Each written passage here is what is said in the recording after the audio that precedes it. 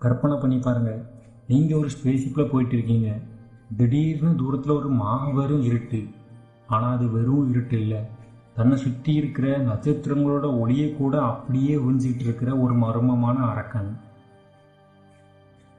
பிரபஞ்சத்திலேயே ரொம்ப வேகமாக போகக்கூடிய ஒளியால் கூட அங்கேருந்து தப்பிக்க முடியாதுன்னா அது எவ்வளோ பவர்ஃபுல்லாக இருக்கும். ஆல்பர்ட் ஐன்ஸ்டீன் முதல் ஸ்டீபன் ஹாக்கிங் வரை எல்லாரையும் தலை சுற்ற வச்ச பிரபஞ்சத்தோட மிகப்பெரிய மர்மமான பிளாக் ஹோலை பற்றி தான் இன்றைக்கி நம்ம ஆழமாக பார்க்க போகிறோம். முதல்ல ஒரு விஷயம் புரிஞ்சுக்கணும், பிளாக் ஹோல்ங்கிறது ஏதோ ஒரு வானத்தில் தானாக உருவான ஒரு ஓட்டை கிடையாது. இது ஒரு நட்சத்திரத்தோட கடைசி காலம். நம்ம சூரியன் இருக்கே, அது ஒரு நடுத்தரமான நட்சத்திரம். ஆனால் சூரியனை விட 10லிருந்து 20 மடங்கு பெரிய நட்சத்திரங்கள் தன்னோட வாழ்நாள் முடிவுக்கு வரும்போது அதுக்குள்ளே இருக்கிற எரிபொருள் தீர்ந்து போகும். அப்போது அந்த நட்சத்திரத்தோட அபரிமிதமான ஈர்ப்போசை அந்த நட்சத்திரத்தை உள்ளுக்குள்ளேருந்து அமுக்க ஆரம்பிக்கும். யோசிச்சு பாருங்கள், ஒரு பெரிய மலையை ஒரு கடுகு அளவுக்கு சுருக்கினா எப்படி இருக்கும்? இதே மாதிரி ஒரு மாபெரும் நட்சத்திரம் ஒரு சின்ன புள்ளிக்குள்ளே சுருங்கும் போது தான் அங்கே ஒரு பிளாக் ஹோல் உருவாகுது.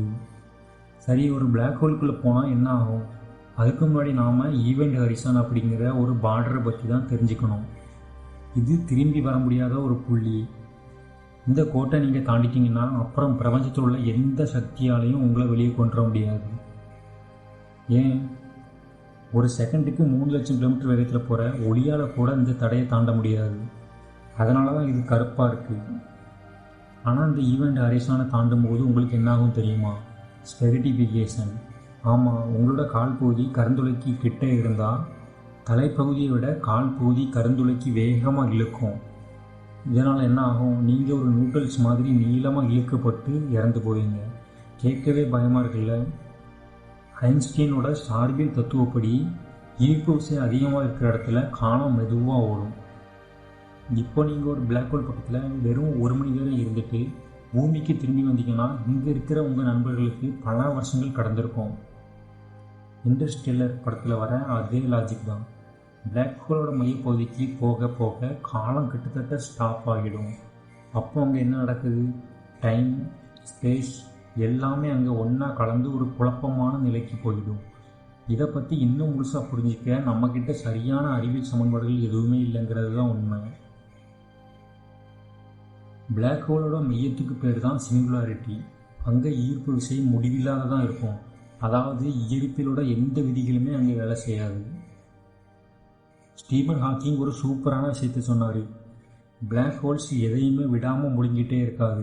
அதிலிருந்து ஒருவித கதிர்வீச்சு வெளியேறும். அதுக்கு பேர் ஹாக்கிங் ரேடியேஷன்.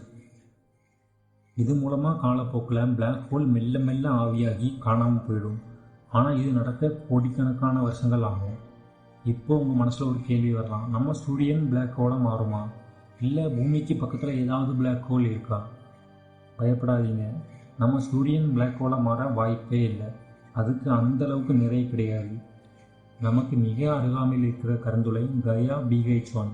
இது கிட்டத்தட்ட 1500 ஒளியாண்டுகள் தூரத்தில் இருக்கு. ஆனால் ஒரு முக்கியமான விஷயம், நம்ம மில்கிவே கேலக்சியோட மையத்தில் சைக்கேட்டரியஸ் A அப்படிங்கிற ஒரு மாபெரும் கருந்துளை இருக்குது. இதுதான் நம்ம கேலக்சியையே பிடிச்சு வச்சிருக்கு. பிளாக் ஹோல் அப்படிங்கிறது வெறும் அழிவுக்கான அடையாளம் கிடையாது. அது பிரபஞ்சத்தோட ஒரு ஆச்சரியமான படைப்பு. அதுக்குள்ளே போனால் இன்னொரு பிரபஞ்சத்துக்கு போக முடியுமா, இல்லை அது ஒரு கால இயந்திரமா? இதெல்லாம் இன்னும் விடை தெரியாத கேள்விதான்.